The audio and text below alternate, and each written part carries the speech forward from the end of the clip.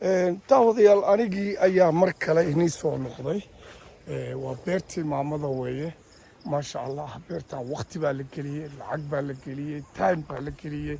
Hadda cawskii 3 bilood lama jarin because roob baa jiray iyo daadad baa jiray. Marka maamada waa tanaa beerteedii. maasha allah, halkaanuu ka xiran yahay, birtaas ganjeelku leeyahay. babaygiina waa kaasaa. babaygii maamada iska leh.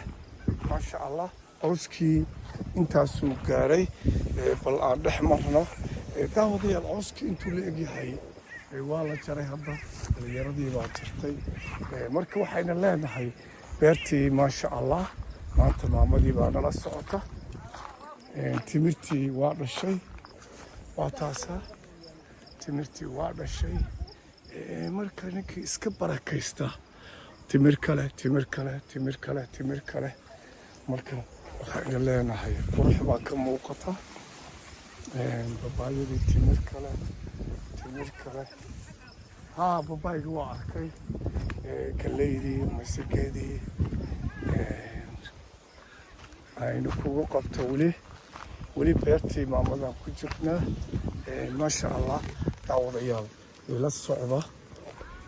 barnaamijyadu maanta waxay ku saabsan yihiin waa beeraha iyo wax soo saarka.